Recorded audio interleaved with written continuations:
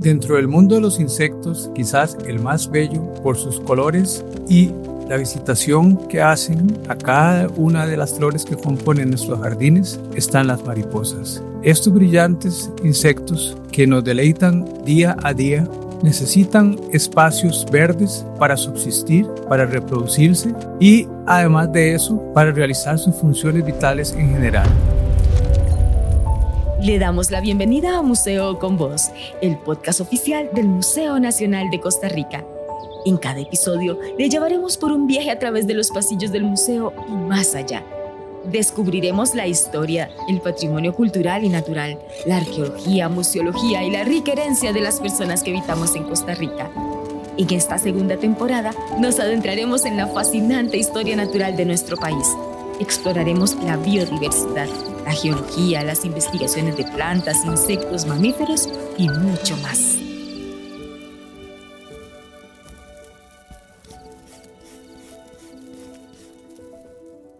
En Costa Rica habitan cerca de 1,200 especies diferentes de mariposas. Esto lo convierte en uno de los países con mayor diversidad en el mundo. Sin embargo, la pérdida de jardines, la siembra de plantas exóticas y el uso excesivo de pesticidas están poniendo en riesgo las poblaciones de estos hermosos insectos. ¿Qué podemos hacer para que las mariposas sigan coloreando nuestros paisajes? En este episodio del Museo con Voz, nos adentramos en el universo de estos hermosísimos insectos y las plantas que son su alimento y refugio, y cómo todos, personas, empresas y gobiernos locales, podemos ser parte de su conservación. Germán, ¿qué necesitamos para atraer mariposas? Para garantizarnos que las mariposas van a visitar nuestros jardines, ya sean las casas o lugares de trabajo o parques abiertos, necesitamos tener conciencia o conocimiento de cuáles son las plantas que necesitan para subsistir, tanto a la hora de realizar su ciclo biológico como la alimentación de los adultos una vez que han emergido de las pupas. Por lo tanto, es fundamental que no destruyamos las áreas verdes, que a veces nos parecen simplemente malezas, ¿verdad? O simplemente, digamos, áreas donde no queremos que crezca lo que llamamos el charral o el montazal, olvidando que esos lugares son reservorios de vida, donde además de las mariposas también hay otros organismos asociados, como reptiles, las aves, etc. Entonces, deberíamos tener esa conciencia a la hora de desarrollar jardines de cuáles son los mejores aportes que podríamos hacer a través de plantas especiales a este mundo maravilloso que es el de las mariposas. Germán Vega es biólogo del Museo Nacional, especialista en entomología, que es la rama de la biología dedicada al estudio de los insectos y su evolución, ecología y comportamiento. Germán trabaja desde 1994 en el Departamento de Historia Natural. Es autor de varios libros relacionados con las mariposas y es el regente del Jardín de Mariposas que recibe a los visitantes en el museo. Conozcamos primero el mundo de las mariposas. Germán, ¿cuáles son los diferentes tipos de mariposas que existen? Hay variedad de especies que habitan diferentes lugares. Algunas son de zonas calientes o el bosque seco, por decirlo así, de forma más específica. Otras pertenecen o son más características del bosque nuboso, y algunas otras también habitan en lo que son los bosques húmedos de la zona atlántica. Entonces, ese tipo de organismos que son tan frágiles requieren de cuidados especiales por nuestra parte. Precisamente es conservar las áreas verdes y tratar de buscar plantas nativas a la hora de diseñar nuestros jardines para que, como mencioné antes, no solo las mariposas, sino que otros organismos asociados puedan vivir en la zona urbana donde nosotros generalmente nos desenvolvemos, ¿verdad? ¿Cuál es el ciclo de vida de las mariposas y cuánto vive una mariposa? Bueno, la metamorfosis que ya llamamos, parte ciclo de vida, consiste, en el huevito que deposita la mariposa hembra en una planta particular. Pueden ser cientos de huevos los que puede poner una sola hembra, puesto que la mayoría de ellos van a sucumbir o van a ser depredados por otros organismos que a su vez dependen de las mariposas para subsistir. Entonces, ese cuidado que debemos tener, a veces la planta más insignificante a la orilla del caño, a la orilla de nuestros jardines, en lugares de trabajo, puede ser vital para que alguna mariposa se reproduzca y pueda completar su ciclo biológico y contribuir al ecosistema urbano u otros tipos de ecosistemas, digamos. Y después de que se pone el huevito, ¿qué sigue con la mariposita? Ok, después del huevito emerge la larva que inmediatamente, digamos, busca su alimento en el alrededor, buscando con ello, digamos, lograr su desarrollo hasta la siguiente etapa, que es la de la pupa. La de la pupa es aquel envoltorio que forma, digamos, la mariposa, ¿verdad? En donde se da una serie de transformaciones por procesos hormonales hasta adquirir las características específicas de la especie. Este paso, digamos, que es fundamental, la mariposa lo puede lograr en condiciones de temperatura y humedad también específicas. Y una vez que ya este paso, digamos, de la pupa terminó, emerge el adulto con las características de la especie a la cual pertenece y emprende el viaje de nuevo a buscar, digamos, alimento, ¿verdad? Y después buscar una pareja para reproducirse, ¿verdad? Germán, y entre huevito y que emerge, más o menos ¿cuánto tiempo puede durar una mariposa y cuánto tiempo puede durar viva en condiciones normales? Ya sabemos que hay depredadores, pero... El proceso varía de acuerdo a las especies. Digamos que del paso, digamos, desde que pone el huevito hasta que emerge el adulto, puede tardar, digamos, 2 o 3 días, ¿verdad? En algunas especies, pero como les decía, los cambios de temperatura pueden variar, digamos, este desarrollo, ¿verdad?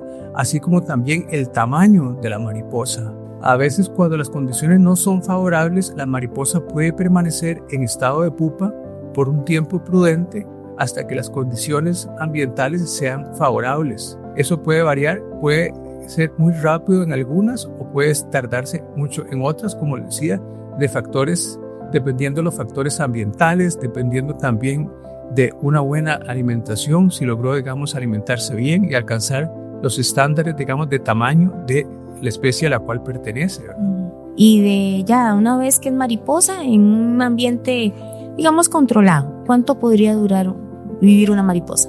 En un ambiente controlado como es el de un mariposario, puede vivir hasta 2 meses, eso sí, como les decía, con condiciones de alimentación favorables, bastante, digamos, sustratos, digamos, con azúcares suficientemente naturales, por supuesto, para que ella se desenvuelva pensando en un ambiente lo más ideal al natural.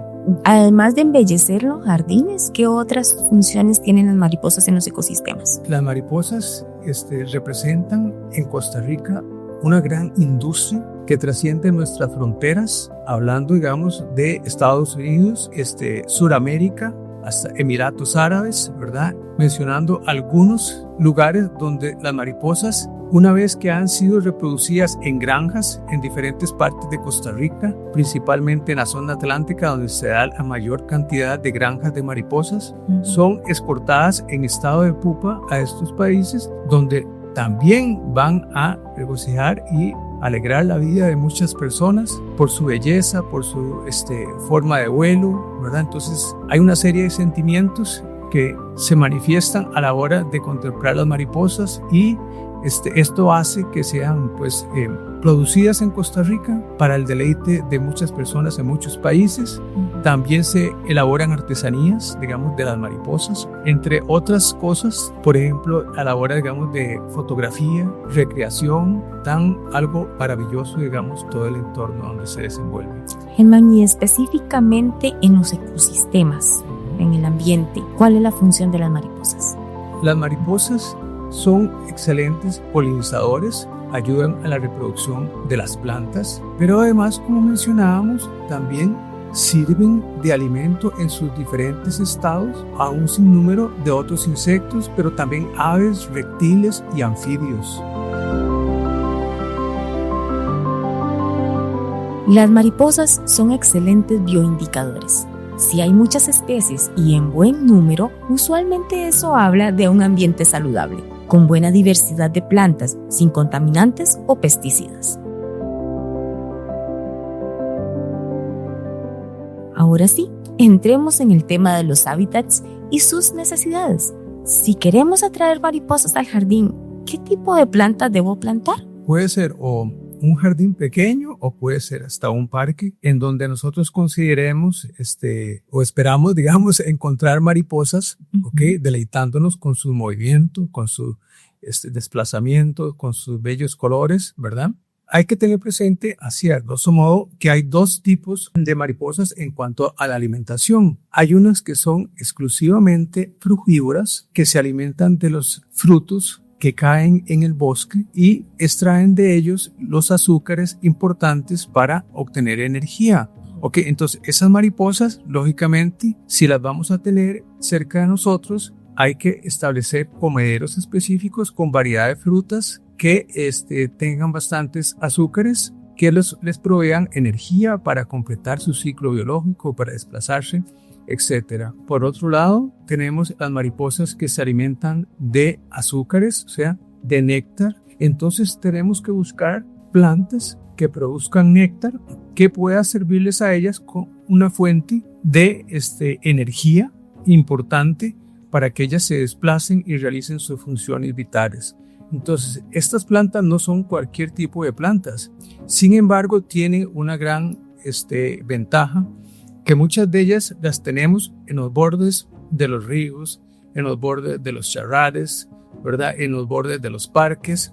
Plantas como la ixora, el rabo de gato, las amelias, la gavilana, entre otras plantas que son productoras de néctar, como el grupo de las margaritas, por ejemplo. Son especies de plantas que generalmente son de colores vivos, llamativos, precisamente para atraer a los polinizadores, además de las mariposas, por ejemplo, los colibríes. Y podemos reconocerlas o en algunos viveros, digamos, adquirirlas, preguntar en esos lugares con esos nombres. Generalmente tienen una gran cantidad de pétalos de colores llamativos, como les mencioné, para, digamos, atraer a estos organismos de diferentes grupos que van a realizar parte de lo que es la reproducción de las plantas. Y cuando hablamos de hospederas, algunos ejemplos de plantas hospederas para que ahí se reproduzcan, ponga el huevito y se reproduzcan. Sí. Hay un grupo muy interesante, digamos, de mariposas que se llaman helicónidos. Estos helicónidos son mariposas de diferentes colores, ¿verdad? Entre ellos lo que es anaranjado, amarillo, ¿verdad? Okay. Colores intensos y que utilizan una enredadera que le dicen pasiflora, ¿okay? Pasiflora o calzoncillo desde el punto de vista vernacular, ¿okay? Que alberga, digamos, a estas mariposas en lo que respecta, digamos, la puesta de los huevos. Eso es la planta que se llama planta hospedera, que es la que va a nutrir las larvas de este grupo de mariposas que se llaman helicónidos, ¿verdad? El grupo de los helicónidos, ¿ok? Y que generalmente crece, digamos, en el borde de los charrales, en los bordes de los ríos, en los bordes de los cafetales, ¿ok? Y obtener, digamos, a partir de esta visita de las mariposas a esta planta, asumiendo que ya, digamos, se dio la cópula entre macho y hembra, ¿verdad? Entonces, la hembra anda buscando incesantemente, oliendo, digamos, en las hojas que son las más convenientes de acuerdo a la evolución, ¿verdad? A la coevolución que ha sufrido esta especie y llegar a la puesta de los huevos en estas plantas, en las hojitas. Son huevos, digamos, generalmente de color blanquecino, ¿verdad? En algunos casos. Y en esa forma podríamos contribuir a su reproducción. Germán, y bueno, sabemos que las mariposas no solamente se alimentan del néctar de las flores, algunas se alimentan también de frutos. ¿Cuáles son esos frutos? ¿Cuál es la recomendación suya para tener esos comederos con frutos en el jardín? Sí, hablaríamos entonces de fuentes de azúcares. En un jardín, digamos, que lo tengamos para deleite de la familia o que podría ser un lugar como un parque o un lugar, por ejemplo, un jardín como el del Museo Nacional de Costa Rica, se requieren frutos con bastante azúcares, por ejemplo el banano, la sandía, el melón. Son diferentes fuentes de azúcares, por ejemplo la piña, poner una tajada de piña en los comederos y estar siempre prestos o listos a que esos frutos se van a descomponer rápidamente, ¿verdad? Entonces requiere, digamos, que se cambien lo más pronto posible antes de que las mariposas se enfrenten a ya casi la descomposición de los mismos, ¿verdad? En lo que son en forma de alcohol, ¿verdad? O podría ser así. Y con respecto al cuidado de los jardines, ¿cómo podemos tener un control de plagas en los jardines sin afectar a las mariposas, las larvas y los huevos? O sea, echar veneno no es una opción. Entonces, ¿qué podemos hacer?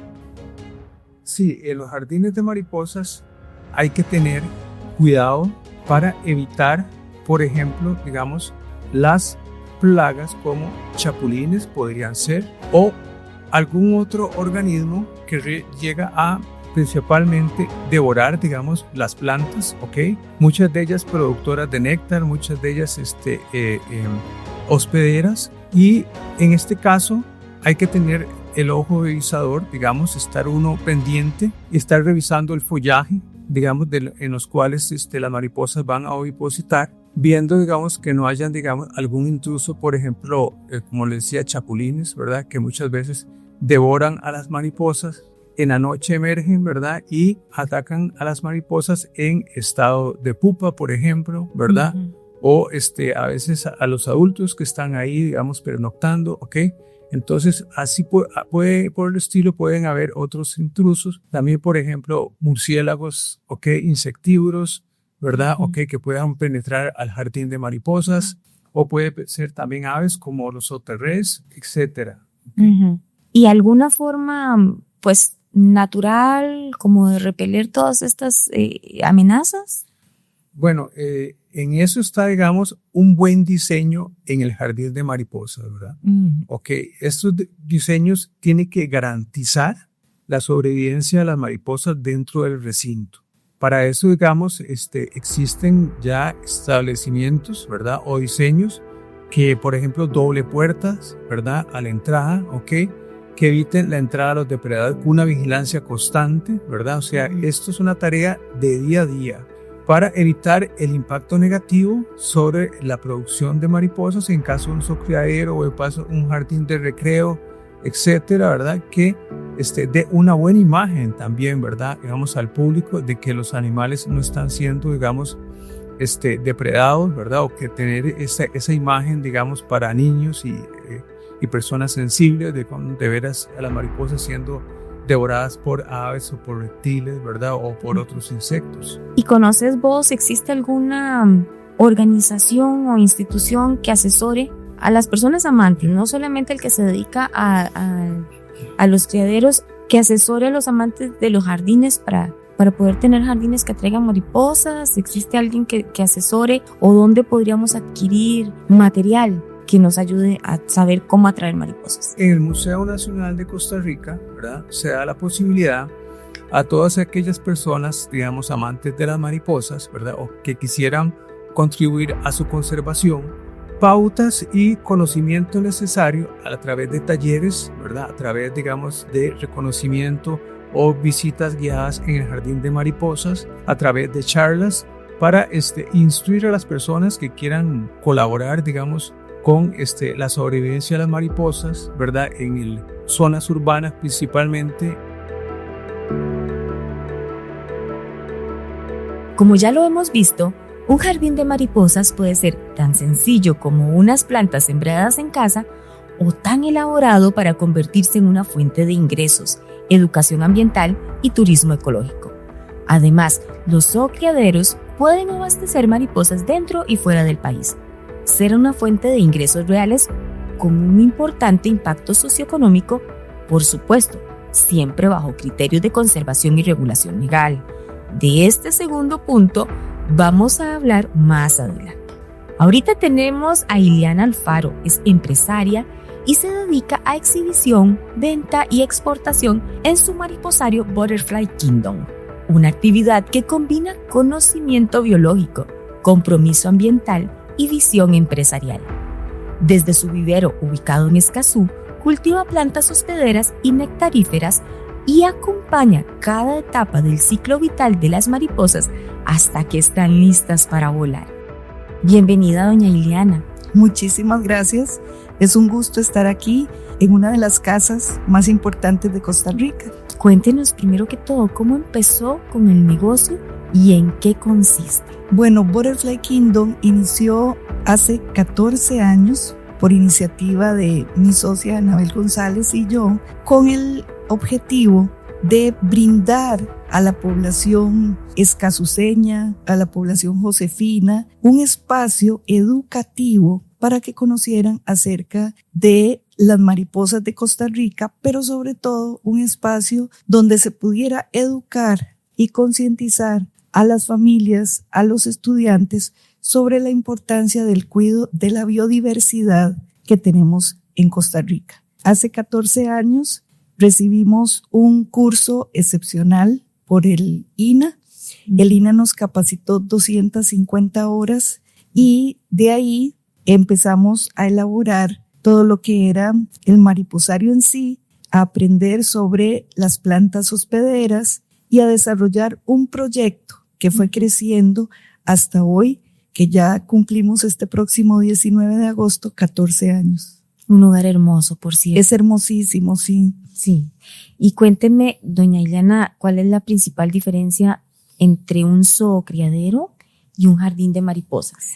Un zoocriadero de producción es aquel en el que se dedica solamente a producir mariposas. Ahí no hay visita. ¿Por qué? Porque puede contaminar. Entonces, los productores lo que hacen es sembrar muchas plantas, porque antes de tener un mariposario o un mariposario de producción, lo primero es tener un gran vivero. El vivero es el que proporciona las plantas hospederas que las mariposas necesitan para colocar sus huevos. Uh-huh. Ese es un mariposario de producción. Uh-huh. Es importantísimo que adentro entre la menor cantidad de gente porque puede contaminar. Uh-huh. Mientras tanto, un mariposario de exhibición uh-huh. es donde ya tenemos la pupa o la crisálida, ahí nace, puede haber reproducción, pero para fines más bien educativos, uh-huh. y ahí sí está abiertas las puertas para que entre gente, entren grupos de escuela, entren gente de la comunidad, turistas, es de exhibición. Uh-huh. Y de educación, por supuesto. No, eso es lo primero, uh-huh. de educación. Uh-huh. Y bueno, ya este tipo de mariposarios o de jardines de mariposas, usted también tiene la venta de este tipo de pupas, ¿verdad? ¿Es así? Sí, ahora hablabas de legislación. Ajá. Eso creo que es importantísimo porque no es que a cualquier persona se le venden pupas de mariposa. Cuéntenme, entonces esa es mi pregunta. ¿Qué tipo de clientes buscan estas mariposas y para qué las utilizan y cuál es la legislación que rige la venta de las mariposas? Hace más o menos 36 años se inició con el negocio de las mariposas. Mucha gente pregunta, pero ¿este negocio de qué se trata? Bueno, hace 36 años Costa Rica abre la posibilidad de exportar mariposas para los pequeños mariposarios que existían en el mundo. Sobre todo se inició en Londres, ¿verdad? Ahí se exportaban para pequeños mariposarios. La legislación hace 36 años no era tan estricta. Entonces, se exportaba, la gente también las utilizaba para lo que eran la liberación en bodas, artesanías.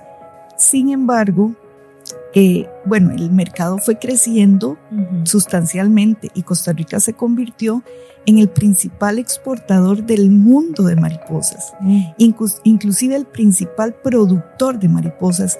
El INA desarrolló todo un proyecto en la zona atlántica que benefició a 40, 50 familias que es increíble. Muchas de ellas siguen con el negocio desde hace 36 años y son las que sostienen esa venta de pupas para la exportación.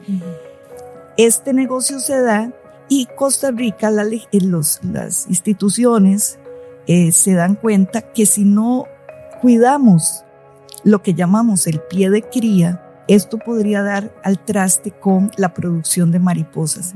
Por eso no se permite en este momento la liberación, porque se estarían contaminando, por decirlo así, las mariposas que viven libres en el medio ambiente y las que ya han sufrido varias etapas de reproducción en cautiverio. Para venderle a alguien mariposas tiene que tener permisos que nos constate hacia dónde va esa mariposa. Para exportar es una forma, es una regulación, son permisos de salida, van en avión, en cajitas, hacia otros países. Los países tienen que tener también sus documentos en regla. Eso es muy importante dejarlo en claro. No se puede enviar mariposas en pupas, como quien dice, sin los permisos necesarios. ¿Y son también jardines educativos? ¿Quiénes son los que adquieren? Sí, claro. Costa Rica exporta mucho a Estados Unidos, a zoológicos, a jardines educativos, a toda Europa y a mariposarios gigantes que tienen exhibiendo más de 15,000 mariposas permanentes. Si Costa Rica no regulaba todo el tema de la exportación, de la producción, poner en regla a los productores, saber qué especies se están produciendo, cuántas se están vendiendo, pues este negocio no estaría sostenido en el tiempo. Claro. Entonces es muy importante este tema de la legislación costarricense. ¿Y no sería responsablemente ecológico? No, jamás. Muy interesante. Doña Ileana, para quienes no conocemos el proceso, me imagino que criar una mariposa debe ser bien difícil, no es un proceso fácil. Para quienes no lo conocemos, cuéntenos cómo es criar una mariposa desde el huevo, desde tener las plantas idóneas para la pupa, para su alimentación, etc.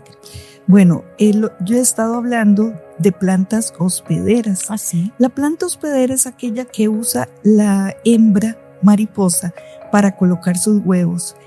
Hace 30 años tal vez, de parte también de la gente, de los biólogos de aquel momento, ellos hicieron toda una investigación de dónde ponía cada mariposa de las de Costa Rica el huevo y qué larva salía de ahí. Entonces, gracias a toda esa información, nosotros ahora sabemos, por ejemplo, que el amorfo pone sus huevos en 3 o 4 plantas, en chaperno, paleta, sangrillo. Que si esa planta no está dentro del mariposario, la mariposa amorfo no pone el huevo. No lo pone. Qué interesante. Ellas ponen alrededor de 1,200 huevos en su vida productiva, que son alrededor de 2 meses. Los ponen de uno en uno. La mariposa le da vuelta a la planta, pone su huevo, vuelve a volar, vuelve a poner su huevo, y de esos huevos, a los días, según la especie, nacen las larvas. Esa planta no puede estar fumigada. Eso es una de las cosas más importantes. En los viveros de los mariposarios no se puede fumigar, porque la larva comería el veneno de la fumigación y simplemente se muere. Entonces ellas comen, de acuerdo a la especie, 1 semana, 15 días, 2 meses en el caso del amorfo, y después de comer empieza el proceso de la metamorfosis. Ellas se empiezan a envolver en una baba que producen y le dan forma a lo que va a ser la pupa o la crisálida. Ese es el primer paso. ¿Qué puede suceder ahí? Puede suceder que llegue una avispa y pique la pupa, un gecko y se la coma, una hormiga y la parasita. Entonces, ese es el momento más importante para cuidar la pupa. Se ponen en cajones especiales donde se aísla de cualquier depredador. Pájaros es lo que más hace la depredación. En la naturaleza puede ser que recién hecha la pupa pase un pájaro y se la coma. Y después de eso, entonces ya ustedes sí la retiran y la hacen... La retiramos de donde la pupa se hizo, puede ser en un tronco, una rama, a veces hasta en las bancas. Ellas hacen su cremaster, se agarran, las retiramos, las llevamos a un cajón que se llaman puparios y ahí se espera hasta que la pupa vaya cambiando de tonalidad y se forme la mariposa y nazca la mariposa. Y en un ambiente controlado como un mariposario, ¿cuál es el nivel de éxito para que una mariposa nazca? En un ambiente controlado, el 98%, digamos entre 96 y 98. El 2% sería en este caso el que no nace, pero en un ambiente natural es al revés. Un 2% nace, un 98% está muy expuesto a todo el tema de depredación. Muy frágil, es uno de los insectos más frágiles. Más frágiles, sí, y más lindos. Sí. Cuéntenos cuáles son los mayores desafíos de la crianza de mariposas. Uno es, a nivel de negocio, las plagas, porque de repente puede ser que en los mariposarios de producción, por el tipo de pupa, empiecen a entrar zorros, empiezan a entrar ratas, o en el ambiente viene por el aire una plaga, se instala en la planta y empieza a deteriorar las larvas. Uh-huh. Eso, por ejemplo, a nivel biológico, hay que atacar plagas, hay que ver, pero atacar plagas sin fumigarlas. ¿Y entonces? Sí, a veces se hace a mano se quitan todo lo que son los bichitos de las plantas. Otro desafío es para las familias, cuando tenés programado y proyectado una producción, por ejemplo, de 500 pupas, y ya sabes que esas 500 pupas van a generar un ingreso, uh-huh, y se viene una plaga o se viene un depredador y se lo come. Eso es un desafío grandísimo para las familias, porque es una actividad que es muy vulnerable. Claro. ¿Verdad? Puede llegar algo y dar al traste con toda esa producción que se ha estado esperando. Claro. Sin embargo, cuando los productores tienen los espacios controlados, es una actividad que genera una entrada significativa para las familias. Doña Ileana, ¿y cuáles son como esos plantitas que usted recomendaría tener, bueno, digamos en casas o así, como para poder tener maripositas? Esa es una pregunta lindísima, porque si usted se acuerda, tal vez hace 20 años, las abuelitas tenían flores, pero ha cambiado mucho el paisajismo de nuestra ciudad, inclusive de los condominios, de las casas, y ahora todo el mundo quiere tener verde, uh-huh, pero no flores. Uh-huh. Entonces, las flores son las que les dan la posibilidad a las mariposas, a las abejitas, de sobrevivir, porque ellas toman su néctar. ¿Qué flores podrían tener? Bueno, unas se llaman lantanas, uh-huh, otras les dicen rabo de gato, rabo de zorro, uh-huh, otras les dicen tutti frutti. Son esas plantas que tienen mucho néctar y que podemos hacer mariposarios a cielo abierto en nuestros jardines, en los parques, en cualquier lugar que sembremos una planta. Ella no solo atrae mariposas, ve qué lindo, atrae colibrís, ¿verdad?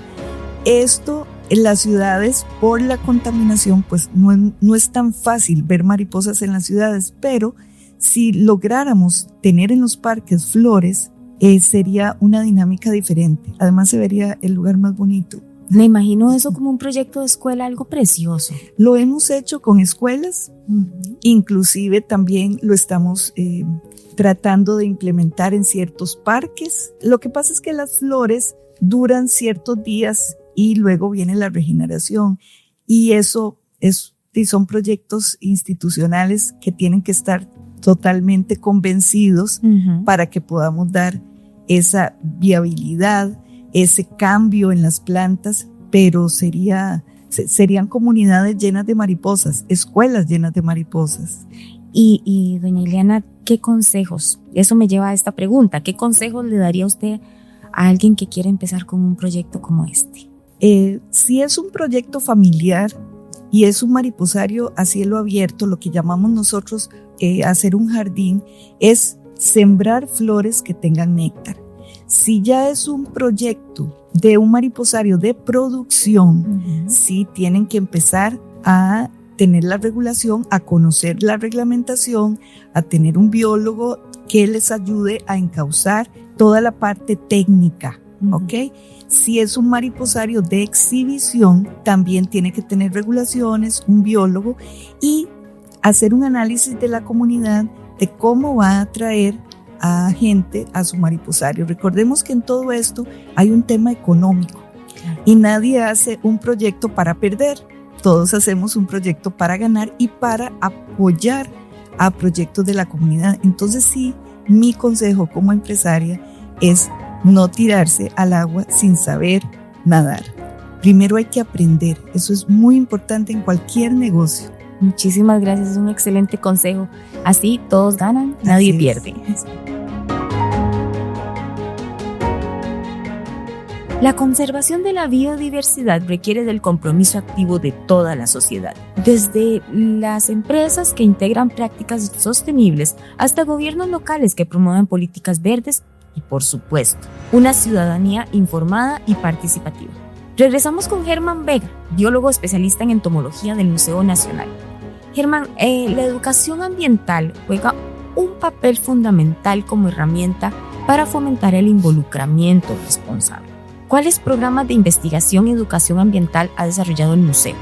Bueno, dentro de esta línea, digamos, el Museo Nacional realiza inventarios en diferentes áreas de Costa Rica de, entre otros, insectos, ¿verdad? Y específicamente dentro de este grupo de mariposas, para conocer la distribución de las mismas, las diferentes especies, ¿verdad? El estado con ello del conocimiento de las plantas o otros organismos que se relacionan con ellas, porque no es solo, digamos, obtener muestras de las mariposas, sino que también del entorno donde ellas se desenvuelvan en condiciones naturales, que den, digamos, información de las especies que caracterizan esas áreas, que pueden utilizarse como indicadores del estado, digamos, de salud de esos ecosistemas, porque hay especies de mariposas muy comunes, pero hay otras muy raras. Y toda esta investigación científica que se realiza desde el Museo Nacional, ¿cómo se pone a disposición de la ciudadanía? Esta investigación, generalmente se manifiesta, digamos, a través de publicaciones científicas, también a través de talleres, ¿verdad? En los cuales se discuten junto con otros especialistas de diferentes lugares el estado de estas poblaciones, ¿verdad? Por ejemplo, si existiera cambios radicales en el clima, cómo afectaría a estas especies de mariposas, pero claro, eso es hilar muy fino, ¿verdad? Generalmente lo que hacemos nosotros son inventarios y en esos inventarios obtenemos algunas muestras para representarlas en las colecciones del Museo Nacional de Costa Rica, ¿verdad? En donde, digamos, ya se tienen ejemplares de hembras y machos de estas especies y se ve la distribución geográfica, por ejemplo, en algunos casos si se tiene posibilidades, la abundancia cuando se realizan diferentes incursiones a estas áreas geográficas. ¿Y qué tan importante es involucrar desde temprana edad a los niños en fortalecer este tema de la protección de los ambientes? Es fundamental, pero debe hacerse de una forma vivencial, agradable, casi que divertida, lógicamente sin perder la disciplina, ¿verdad? Pero a lo que me refiero es que se debe sensibilizar en los niños y en las niñas el amor por la naturaleza, y precisamente las mariposas son un vehículo para lograrlo, porque la generalidad, digamos, o una gran parte de los niños, digamos, se admiran cuando ven una mariposa volando, ¿verdad? Pero, sin embargo, hay que tratar de educarlos para que no vean en ello un juguete, sino un ser vivo que necesita respeto, ¿verdad? Al igual que una ave, ¿verdad? Al igual que una persona, al igual que un árbol, ¿verdad? Entonces, las mariposas, por ese maravilloso ciclo biológico que mantienen, la relación tan estrecha con las plantas puede ser un vehículo importante para sensibilizar a los niños y a las niñas en lo que respecta al entorno natural en el cual viven.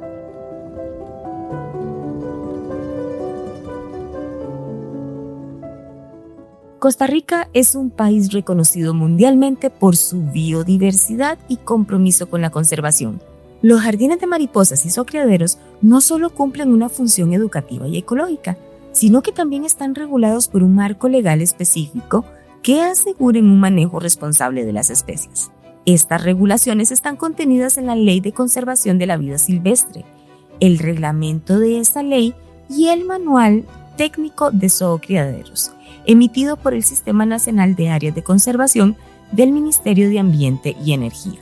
Estos documentos definen qué especies se pueden criar, cómo deben mantenerse y qué permisos son necesarios. Germán, para entender cómo funciona esta legislación, qué se necesita para operar legalmente, ¿cuáles son los principales requisitos que debe cumplir una persona o empresa para establecer un jardín de mariposas legalmente? Bueno, O criadero. o sea, la ley de vida silvestre tiene bien detallado estos aspectos, ¿verdad? Es bastante rigurosa y cuidadosa, ¿verdad? Para garantizar lo que es la protección de la vida silvestre, ¿verdad? Entonces, cuando una persona o una institución quieren desarrollar, digamos, un zoocriadero o a título personal quiere ver en ello, digamos, una fuente de ingreso para producir pupas para la exportación, digamos, de mariposas o venta locales, debe ser, digamos, asesorada, digamos, por un biólogo regente, ¿verdad? Especialista en o que tenga conocimiento de mariposas bastante grande o bastante exhaustivo, para que no solo, digamos, inscriba el proyecto ante el SINAC, ¿verdad?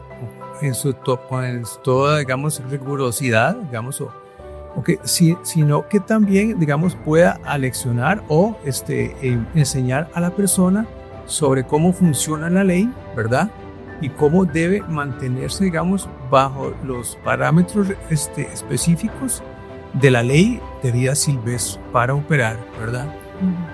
A este zoocriadero se realizan visitas de los funcionarios de vida silvestre para asegurarse de que las normas están establecidas de acuerdo a lo especificado en el plan de manejo del zoocriadero, ¿verdad?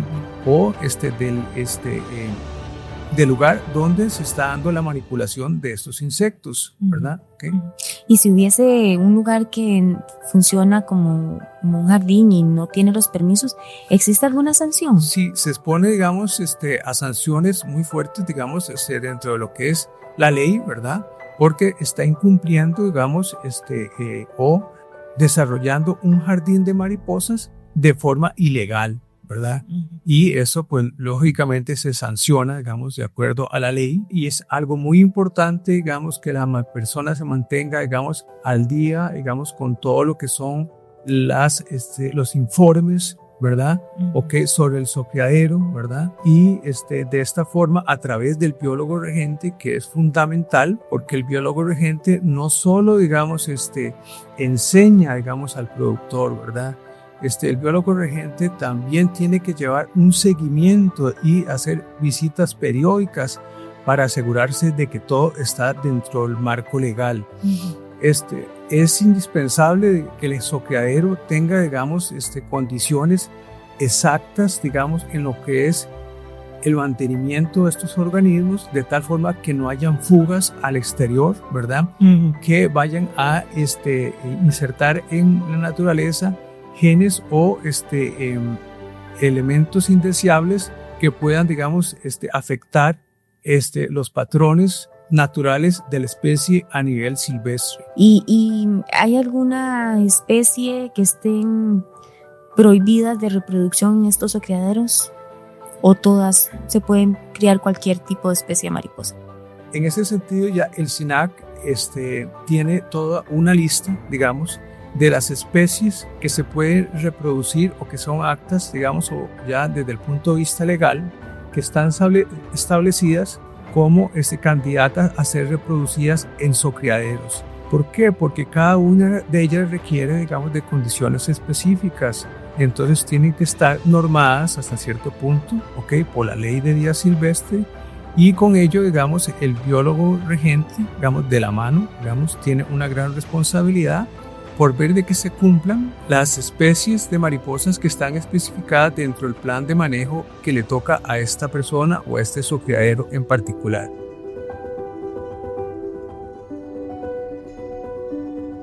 Cada jardín y cada planta que sembramos con conciencia cuenta.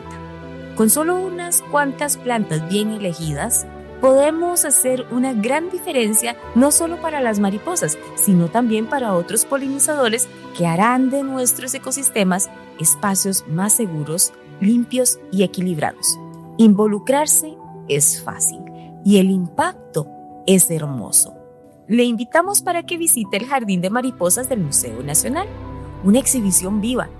Además, los libros Plantas con Flores que atraen mariposas y Plantas hospederas para mariposas los puede consultar en la biblioteca del Museo Nacional al correo biblioteca@museocostarrica.go.cr o al teléfono 2211-5759 o 2211-5762. Si quiere consultar con Germán Vega, puede hacerlo al correo gvega@museocostarrica.go.cr o bien a los teléfonos 2211-5775 o bien al 2211-6764. Gracias por acompañarnos en este Museo con Voz.